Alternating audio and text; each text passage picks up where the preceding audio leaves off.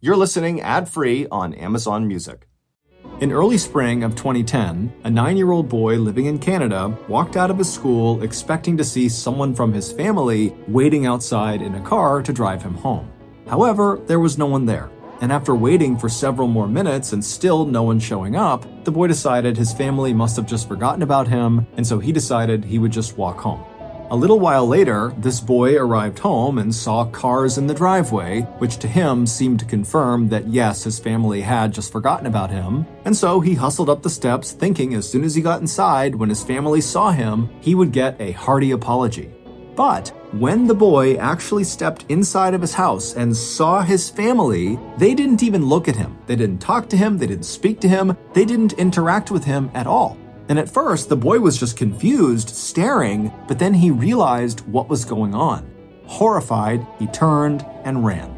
But before we get into that story, if you're a fan of the strange, dark, and mysterious delivered in story format, then you've come to the right podcast because that's all we do, and we upload twice a week, once on Monday and once on Thursday. So, if that's of interest to you, 1 hour before the Amazon Music follow button is set to fly to Tokyo, secretly sand off all of the magnetic strips on their credit cards. Okay, let's get into today's story.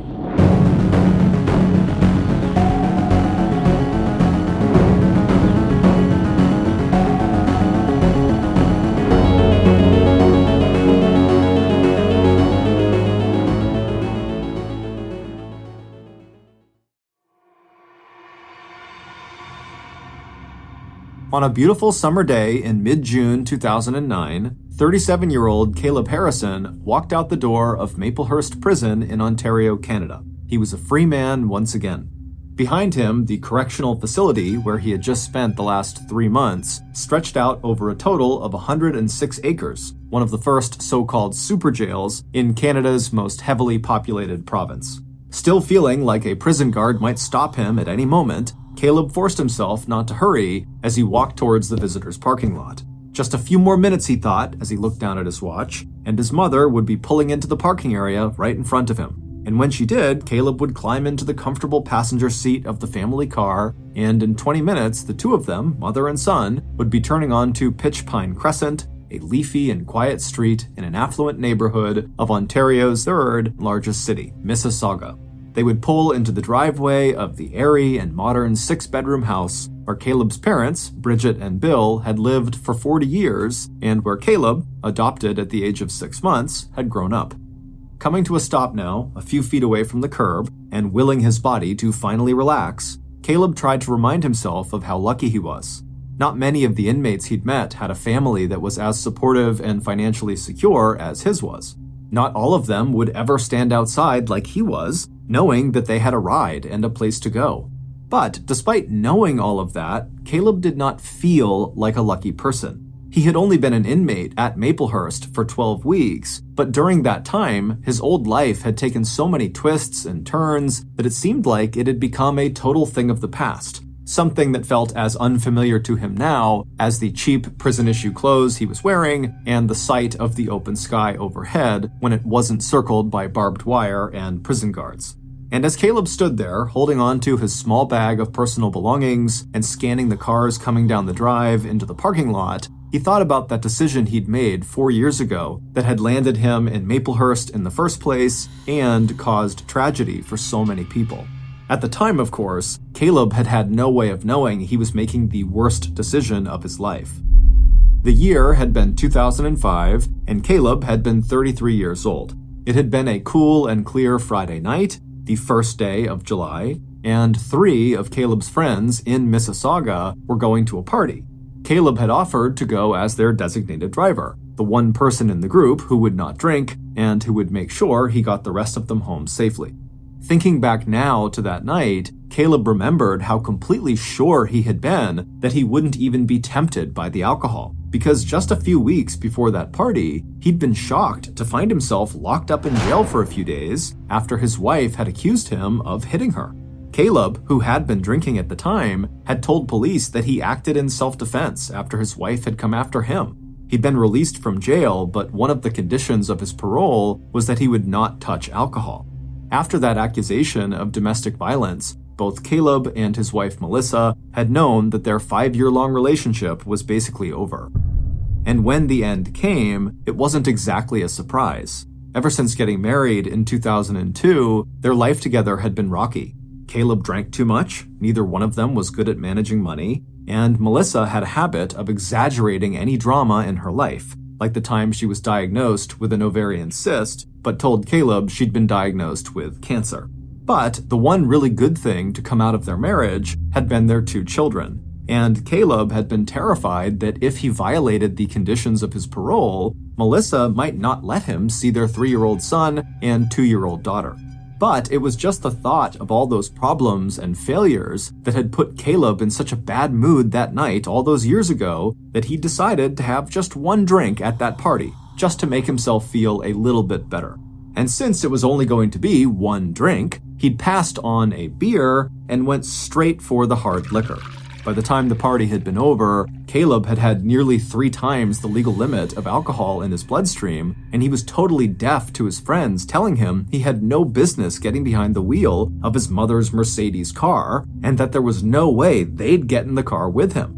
Leaving his friends to walk home, Caleb had stumbled into the driver's seat of the powerful vehicle, turned on the engine, and made his way out onto the main road that led back to his parents' house on Pitch Pine Crescent.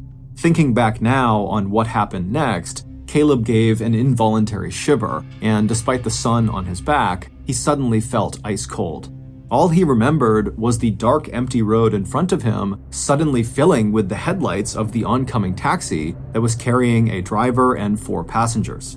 Traveling at 60 miles an hour, Caleb had drifted into the oncoming lane, and in a shriek of tearing metal, he had hit the other car head-on. The collision had killed the 44-year-old taxi driver.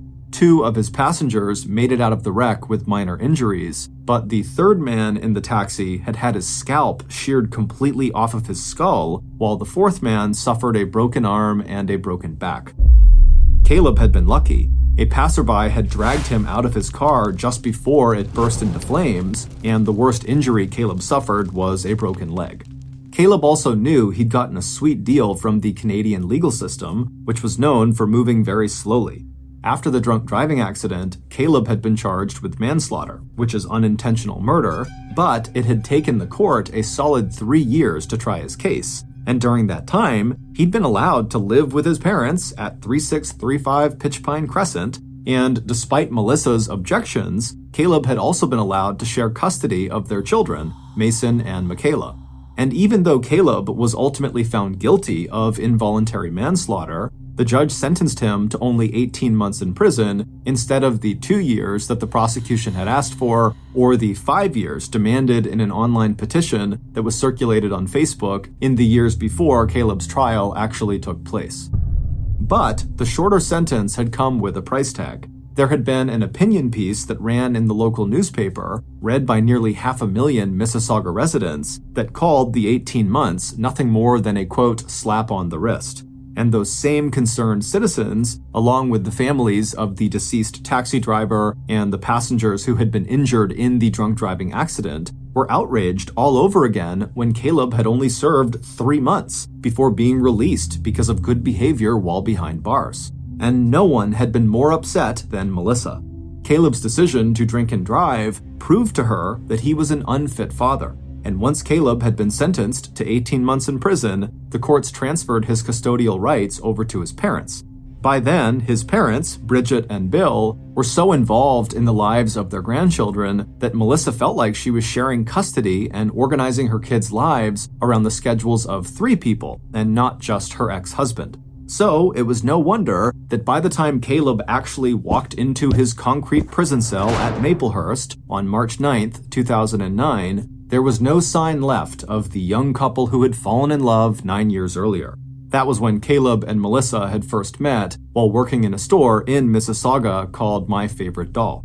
19-year-old Melissa worked at the front counter, and Caleb, 8 years older than Melissa, had worked in the huge shipping and receiving department out back. Their romance had unfolded under the smiles of hundreds of tall, slender Barbie dolls in every style and color, stacked floor to ceiling, all standing on long legs inside their clear plastic capsules. And Melissa, with her girl-next-door good looks, and her longing to get married and start a family had seemed as perfect to Caleb as one of those dolls. Except that once they had exchanged their wedding vows, moved out of their parents' homes and into their own place 30 minutes away, and almost immediately had their first baby, the reality that had set in for Caleb and Melissa was anything but perfect.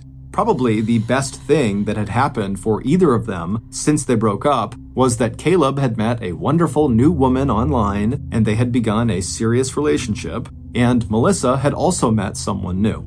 Caleb's girlfriend, Corinda McEwen, had 2 children from an earlier relationship who got along great with Caleb. Melissa and her new boyfriend, Christopher Fattore, who went by the nickname Chris, had quickly become engaged and started a family of their own.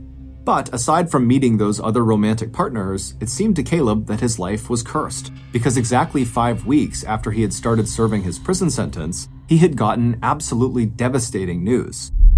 On the cold, clear evening of Thursday, April 16, 2009, Caleb's mother had returned home from work to find her husband Bill, Caleb's father, slumped against the wall of the downstairs bathroom, dead.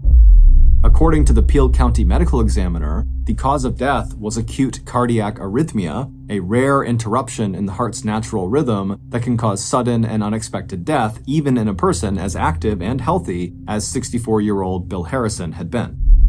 Meanwhile, Caleb's ex-wife, Melissa, seeing her children's lives unraveling in tragedy, their father in prison, their grandfather now dead, had abruptly decided to take the issue of custody into her own hands. Packing up her and Chris's belongings, along with Caleb and Melissa's 2 children, Mason and Michaela, and the new baby that Melissa and Chris had had together, they had all simply left Mississauga behind, disappearing without a trace and telling no one where they were going. Still reeling from the recent death of her husband, when Bridget realized her grandchildren and their mother were now just gone and she couldn't get in touch with them, she immediately filed an abduction report with Peel Regional Police. At the same time that she filed the report, she also petitioned the court for full custody of Mason and Michaela once the children were located. And then Bridget had to tell her son that not only was his father dead, but also that his children had been abducted by his ex-wife and nobody knew where they went. Still looking out over the visitors' parking area, Caleb had not even realized he was holding his breath until he saw his mother's car drive through the open security gates leading into the parking lot. Stiffening involuntarily, Caleb made another conscious effort to relax, forcing himself to take a few deep breaths. Then he stepped off the curb and started walking towards the space where his mother had just angled the car and come to a stop. As 62-year-old Bridget Harrison turned off the car engine, opened the driver's side door, and stepped out onto the pavement to give her only child a long, tight hug, her green eyes filled with tears. She'd still had no word from police about where her grandchildren were, and like Caleb, she was wondering just how much worse her life could get. 2 months had gone by since Bill's death, but instead of time making her feel any better, each day seemed to bring a new wave of grief. Even now, holding the son she loved, Bridget doubted that she'd ever recover from Bill's death. And it wasn't just because they had been married for more than 40 years. It was the fact that from the first time Bridget and Bill had met, working together at the theater festival in Stratford, Ontario back in the early 1960s, they had formed a deep bond of both love and friendship. Bridget had been an accomplished young actress who went on to have a high-profile career in the field of education. Bill had worked backstage and had gone on to have a successful career in management, eventually becoming a top executive of Sobeys, a large Mississauga-based company that owned a chain of grocery stores. Looking down into his mother's sad and tired face, Caleb also felt the terrible absence of his father. He and his mother loved one another, but it was his dad who had been the steadying presence in both of their lives, smoothing over arguments and bringing out the best in all 3 of them. As Caleb settled himself into the front passenger seat of his mother's car, he took one last look at Maplehurst Prison. Just a minute earlier, when he had helped his mom back into the car and closed the door once she was in the driver's seat, he had tried to imagine what it was going to be like to walk into the house at Pitchpine Crescent and pass that downstairs room just inside the entrance where his father had died. Caleb would not miss prison, that was for sure. But as his mom backed the car up, turned, and drove out of the parking lot, it occurred to Caleb that at least here at Maplehurst, when he woke up every morning, he knew exactly what to expect out of each and every day. and in a weird way, that was very comforting. 5 months later, on November 27, 2009, Caleb and Bridget got the good news they had been praying for. The Peel Regional Police had located and then arrested Caleb's ex-wife, Melissa, on charges of parental abduction of their 2 children. For 7 months, Melissa and her new partner, Chris, and the children had been living under false identities in the tiny township of Londonderry, located in Nova Scotia, the easternmost province of Canada, more than 1,000 miles away from Mississauga. During that time, Melissa had given birth to her and Chris's second child. It wasn't until Chris accidentally signed a rent check using his real name that local police contacted Peel Regional Police in Mississauga to say that they might have located Caleb's missing children. For Caleb and his mother Bridget, having Mason and Michaela safely back home at 3635 Pitchpine Crescent felt like the start of a new life for all 4 of them. Melissa would have to stand trial on parental abduction charges, and eventually she and Caleb would work out a shared custody arrangement again, but for now, at least while she was out of jail on parole awaiting that trial, Melissa had to stay away from Caleb and their 2 kids, giving Caleb the time and space he had dreamed of having so he could once again bond with his kids. But if Caleb and Bridget thought that just by having Mason and Michaela back home, that the hole in their lives caused by Bill's death nearly 8 months earlier would disappear, they were both wrong. Instead, without Bill's calming presence and laid-back attitude towards life, the relationship between Caleb and Bridget grew very tense under the stress of working and also now caring for 9-year-old Mason and his 7-year-old sister, Michaela. Still, despite the friction, by early spring of 2010, Caleb, Bridget, and the kids had all settled into their routines of work and school, and mother and son both hoped that once they passed the anniversary of Bill's death, they would be able to put at least some of their grief and pain behind them. On Wednesday, April 21st, 1 year and 5 days after Bill Harrison had died, 9-year-old Mason Harrison left school at about 3 p.m. and walked home to Pitchpine Crescent. This was unusual for Mason. Since leaving Nova Scotia and living with his grandmother and father, Mason really couldn't remember a time like today when neither of them had been there after school to get him and Michaela. But since Mason was now old enough to go home on his own, he figured he'd find his grandmother at the house and just remind her that she needed to go out and get his younger sister. And Mason didn't mind. It was a cloudy but mild afternoon, and having this responsibility to walk home made him feel grown up. It was about 3:30 p.m. when Mason finally arrived home. As he walked up the driveway to the front door, he saw his grandmother's car in its usual spot, so he wasn't surprised when he didn't need to use his own key to open the door. Instead, he just walked inside, already slipping the straps of his backpack off his shoulders. But before he could even call out his grandmother's name, Mason suddenly stopped, like he was frozen in place. Because there, at the bottom of the carpeted stairs right in front of him, was his grandmother. She was sprawled out on the ground, not moving.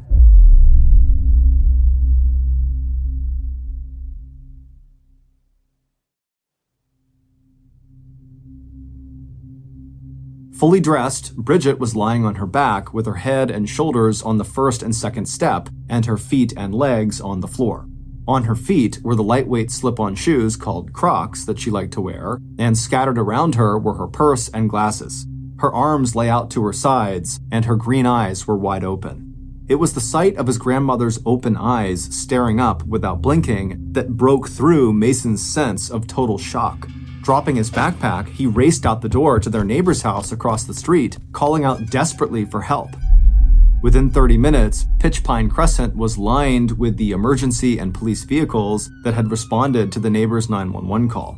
And as bright yellow crime scene tape went up around the Harrisons' property and word got around that something had happened to Bridget, it wasn't long before Caleb had called a ride and then rushed to the house from work. And once Caleb was there, it wasn't long before he was joined by the same family members who had rushed to this same house just over a year ago when it was Bill who had been found dead just a few feet from where his wife now lay.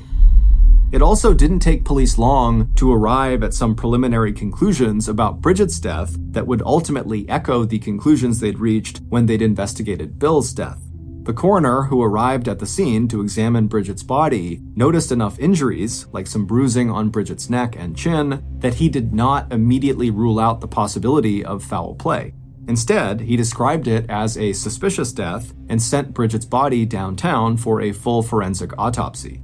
But there wasn't much else about the scene that pointed to anything other than a tragic and deadly fall down the stairs. There was no forced entry, no sign of a struggle, and when the autopsy report came back 2 days later on Friday, April 23rd, it said that Bridget's broken neck and all her other injuries were consistent with just such a fall. But even though the Peel County Homicide Bureau was not called in to investigate, the fact that 2 family members had died in the same house within a 13-month period of time raised a lot of red flags for the public, members of the Harrison family, and law enforcement. So, over the next several weeks, local investigators did some digging around on their own. And the first name at the very top of their list of people of interest was Bridget's son, Caleb.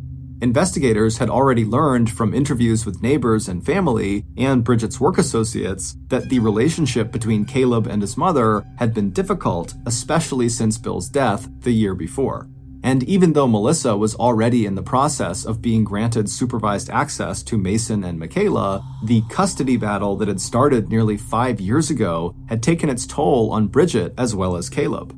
Not only did Bridget have to drive the children to and from school and to after-school and social activities, she also had to drive around her adult son, Caleb, because his license had been suspended following his conviction for drunk and reckless driving.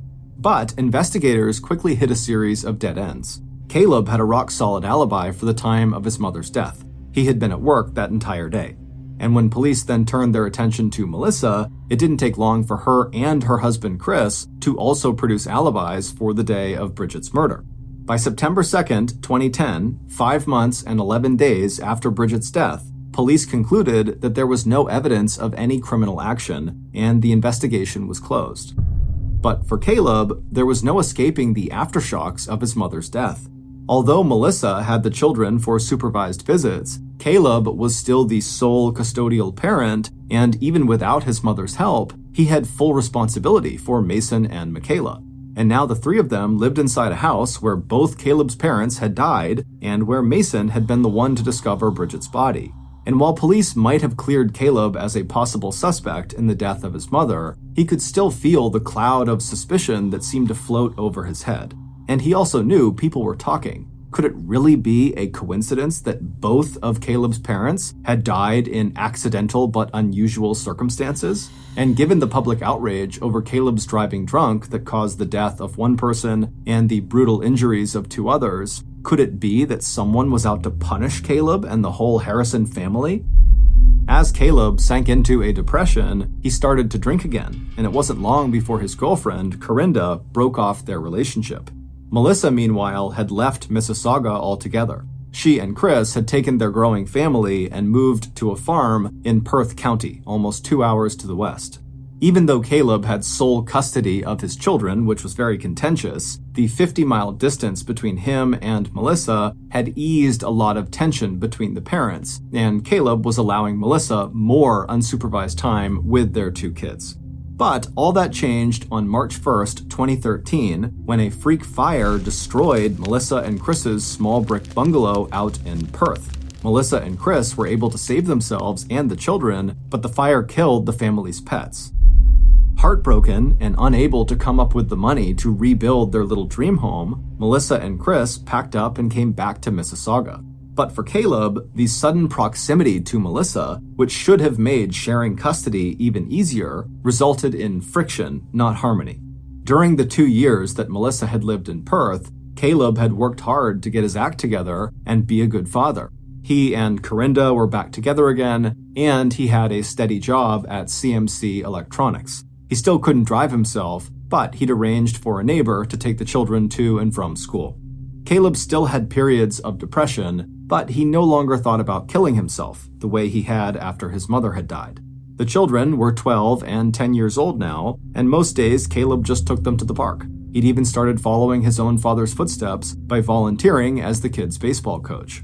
With Melissa now living practically right around the corner and always looking to find fault in Caleb's parenting, Caleb had decided that when this summer was over, he'd go back to allowing Melissa only supervised access to their kids. He knew Melissa would go to court and ask for shared custody, but for Caleb, these supervised visits gave him the control he needed over his life and schedule with the kids. But even though Caleb's life was improving, it didn't take much to throw him off his stride. And that's exactly what happened on Thursday, August 22nd, 2013. Caleb had been looking forward to spending that evening and night with Corinda. The two of them had planned to take Caleb's kids to the kids' baseball games, and then after watching the kids play, they would drop the children off with Melissa, and then Caleb and Corinda would spend the night together at Pitch Pine Crescent. So Caleb had been more than disappointed when Corinda had told him earlier that day that because of a school commitment, she would not be able to join him after all. And when Caleb called Corinda from his house at 11 p.m. that night, sounding drunk, the two of them had gotten into a fight. Upset, Caleb had ended the call and turned off the ringer on his phone, and then decided to go to bed and watch a movie until he fell asleep. The next morning, Friday, August 23rd, the Harrison family house cleaner pulled up in her car in front of 3635 Pitch Pine Crescent. Carrying her supplies, she let herself into the house with the key Caleb had given her and wasted no time getting to work. Caleb had a standing request to the house cleaner that she not enter or clean his own bedroom upstairs, but even so, 3635 was a big house, and the cleaner had just started on the other 5 bedrooms when she was interrupted around noon by a sudden loud knock on the front door. It was one of Caleb's colleagues from CMC Electronics, and as he explained to the housekeeper, he was there to check on Caleb, who had not shown up for work that morning. A few minutes later, the housekeeper and Caleb's coworker had opened the door of the master bedroom where Caleb slept. Looking into the room, they both let out a sigh of relief. Caleb must have just overslept, that's why he had not gone to work, because there he was, lying in bed, the blanket pulled up to his chin, the edges tucked in around him. It wasn't until Caleb did not respond to being shaken awake that his coworker checked for a pulse and then realized that the 40-year-old father of 2 and the third member of the Harrison family was dead. Within minutes, Pitch Pine Crescent was once again awash in flashing lights and emergency vehicles, and it wasn't long before the same family members who had come to this house when Bill and Bridget died were once again ducking under a fluttering perimeter of crime scene tape to talk with law enforcement. And it wasn't just family that was experiencing a sense of déjà vu. Looking up at the high windows and sloped roof of 3635 Pitch Pine Crescent, the first paramedic on the scene turned to his partner. What he said would be repeated by other responding officials. You know what? I've been here before. Only this time, there was one huge difference, because this time, the Peel Regional Police Force knew right away that there was nothing accidental or natural about Caleb's death. Looking down at Caleb's body, the injuries were obvious, swollen knuckles like he fought hard to defend himself, along with deep scratches on his chest. And the bruising and abrasions on his neck would later provide evidence of the actual cause of death, strangulation. And suddenly, 4 years after the fact, a new team of investigators would begin to see the deaths of Caleb's parents, Bill and Bridget Harrison, 5 years ago, in a whole new light. Going back to the earlier reports on those deaths, the parallels to Caleb's death were startling and obvious. In 2005, the medical examiner had reported finding faint abrasions around Bill's neck too, along with a broken sternum, the long flat bone that protects the heart and forms the center of the chest. Police at the time had concluded that the neck abrasions were caused by a necklace that might have been tightened around Bill's neck when he collapsed in the bathroom. They also concluded that the broken sternum could have been caused by the same fall, triggering the heart arrhythmia that the doctor had listed as Bill's cause of death. Now, it looked like a blow to the chest, and manual strangulation could have caused those injuries. Likewise, the examination of Bridget's body 1 year later in 2006 had also revealed neck abrasions and evidence of neck compressions that could be consistent with strangulation, and the other injuries to her body could have been caused not by a fall down the stairs, but by a brutal fight with an attacker. It didn't take long for Harrison family relatives, along with the Canadian press, to draw their own conclusions. This was no coincidence. The Peel Regional Police Force had failed to do a thorough job investigating those earlier deaths, and now an entire family had just been wiped out. This time, the investigation into Caleb's death was handled not by local police, but by the Peel Regional Homicide Bureau. Since police had never ordered an autopsy on Bill's body, which was cremated 2 days after his death, and because the investigation into Bridget's death was now seen as very superficial, the new team of investigators basically had to start all over again from scratch. Only now they believed they were looking not at a single murder, but at a double or even triple homicide. By the afternoon of August 23rd, detectives were combing the Harrisons' neighborhood, going door to door to interview neighbors, searching for potential witnesses and video footage that might provide any clue to the murderer's identity. By that evening, they were interviewing Caleb's girlfriends, his ex-wife, his friends, co-workers, and family members. And once investigators took a giant step back and reviewed and then pieced together all the information and records and witness statements related to the Harrison family deaths, going all the way back to Bill's sudden supposed collapse 5 years earlier, a very new and shocking theory about what happened to the residents at 3635 Pitch Pine Crescent began to emerge. And this time, homicide detectives had a critical piece of physical evidence that might help them prove their suspicions. During the autopsy on Caleb's body, the medical examiner had found human tissue under Caleb's fingernails that investigators believed must belong to Caleb's murderer. And by the end of August, just over a week after Caleb's death, investigators had found the DNA match they were looking for. It would take investigators another 5 months to put together their case. Based on all the evidence they collected through interviews, search warrants, secretly recorded conversations, and wiretaps, here is a reconstruction of what police believe really happened to Bill, Bridget, and Caleb Harrison.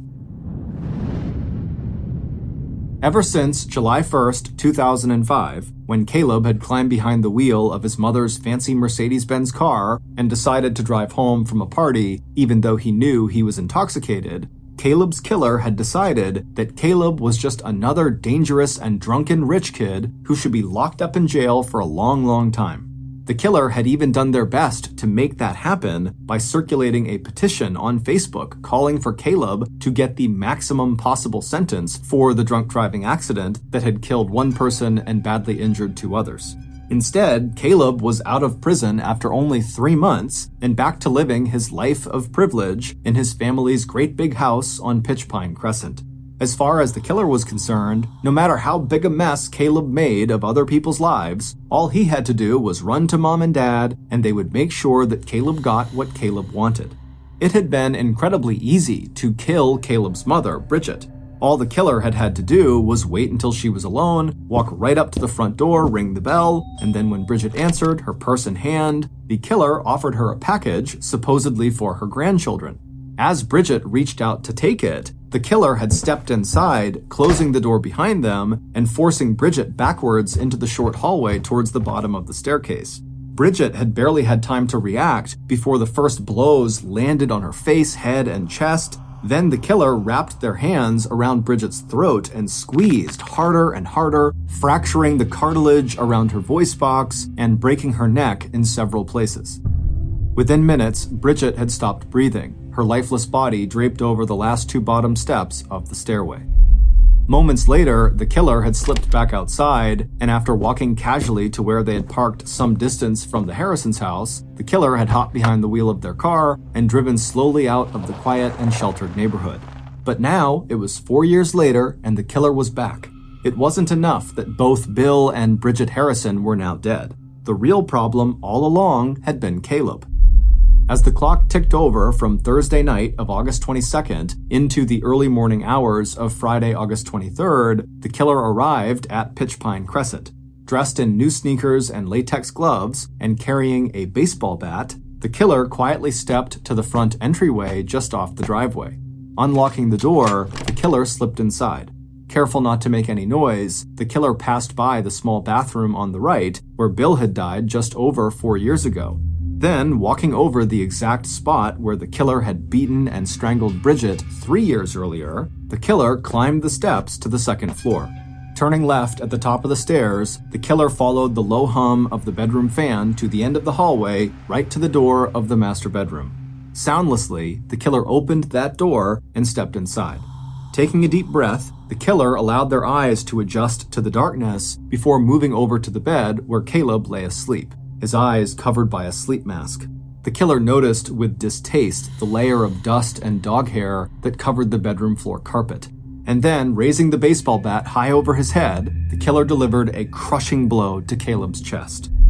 But instead of killing or immobilizing their victim, the sudden attack caused Caleb to literally spring up from the bed, ripping the face mask from his eyes and confronting his murderer. The struggle that followed did not last long. Caleb's attacker was huge, standing 6 foot 4 inches tall and weighing nearly 400 pounds. The killer literally threw Caleb into the shelving unit next to Caleb's bed. Then, ignoring Caleb's pleas for mercy and Caleb's offer of money, the killer stepped into the narrow space between the wall and the bed where Caleb sat in a crouch. Still not saying a word, Caleb's murderer wrapped his giant hands around Caleb's neck and strangled him to death. Then, Christopher Fattori, Melissa's new husband and the stepfather of Caleb and Melissa's 2 children, picked up Caleb's dead body and arranged it on top of Caleb's bed, pulling the blanket up to Caleb's chin and tucking the edges of the blanket around the side of Caleb's body. Retracing his steps, Chris made his way back downstairs to the front door. Before letting himself out, he patted his pants pocket to make sure he still had the key to 3635 Pitch Pine Crescent that he had stolen from Caleb's 12-year-old son, Mason. With Melissa's ex-husband dead, Melissa would no longer have to beg and fight for custody of their 2 children. And Chris would no longer have to worry about Caleb endangering the lives of the stepchildren that he, Chris, was also helping to raise. What Chris didn't know was that during Caleb's doomed attempt to defend himself against Chris, Caleb had managed to scratch Chris deeply enough that the medical examiner would later scrape Chris's DNA from under Caleb's fingernails. And when police went back through the files in the earlier investigation into Bridget's death 3 years ago, they found critical holes and inconsistencies in the alibis that Melissa and Chris had provided police. Meanwhile, information police had discovered from the day of Caleb's murder also left Melissa and Chris without solid alibis for Caleb's murder. Those discoveries immediately pushed Chris and Melissa to the top of the suspect list. But what detectives needed now were DNA samples they could compare to the tissues found under Caleb's fingernails. So, starting in late August, police began a surveillance operation so they could collect additional evidence. Within a week of Caleb's death, detectives hit pay dirt. They were able to get a sample of Chris's DNA from a cup he had drunk from and then thrown away in a public trash bin. The DNA from the saliva sample on the cup matched the tissue samples from under Caleb's fingernails. Police posing as garbage collectors were also able to find the shoes and gloves that Chris had worn the night of the murder. The dog hair and dirt on the bottom of those shoes matched the hair and dirt on the carpet in Caleb's bedroom, and the gloves contained DNA from both Chris and Caleb. It would turn out that each of the 3 Harrison family murders coincided with some critical turning point in Melissa and Caleb's bitter and long-running custody battle over their 2 kids. Police believe that Bill Harrison may have been alerted back on April 16, 2005, by a neighbor that Melissa and Chris were packing up their house, and it looked like maybe they planned to take the kids and leave town for good. Investigators speculated that Bill must have confronted Chris and Melissa and made it clear that he would call the police if they fled. And then Chris had followed Bill back to his home at Pitch Pine Crescent, and before Bill could take any action to stop the abduction of his grandchildren, Chris had strangled him, breaking Bill's sternum in the process. On the same day that Bridget discovered Bill's body, Chris and Melissa had taken the children off to Nova Scotia, where they would successfully hide for the next 7 months. Bridget Harrison had been killed a year later, one day before she was scheduled to testify at Melissa's parental abduction trial. Caleb Harrison had been murdered 3 years later, just before the custody arrangement he had with Melissa was about to change from Melissa getting unsupervised access to the kids back to Melissa getting only supervised visitation. Melissa Merritt and Christopher Fattori were both arrested on January 28, 2014, in a small community in Nova Scotia named Italy Cross. 2 weeks after Caleb's murder, as soon as Melissa was granted sole custody of Mason and Michaela, Melissa and Chris had packed up a few possessions and all 6 of their kids, and once again left Mississauga to head back to Canada's easternmost province.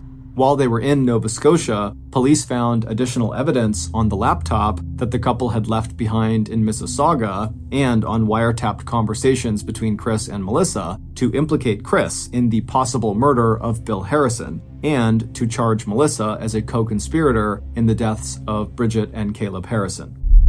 After their arrest, Chris confessed to the murders of Bridget and Caleb, insisting that he had done it for the sake of Melissa and the kids, and that Melissa had no knowledge or involvement. On January 13th, 2018, 8 years after Caleb's death, Chris and Melissa were both found guilty of Caleb's murder. Chris alone was found guilty of Bridget's murder and not guilty in the death of Bill Harrison due to lack of evidence, like an actual body or autopsy report. Chris and Melissa were both sentenced to life in prison with a chance of parole after 25 years. The Harrison children were sent to live with Melissa's family. Later, in 2018, Melissa married a fellow prison inmate named Sheena McIntosh. In 2020, Chris Fattori started an online dating profile in which he described himself as very fit, fun, caring, easygoing, generous, and down-to-earth. Also in 2020, the Peel Regional Police Force was the subject of an internal review that found serious errors in how they handled and investigated the deaths of Bill and Bridget Harrison. On January 5th, 2023, Melissa's murder conviction was overturned after the Ontario Court of Appeals ruled that there had been 2 serious errors in the instruction given to the jury regarding key evidence. Melissa remains in prison while awaiting her new trial.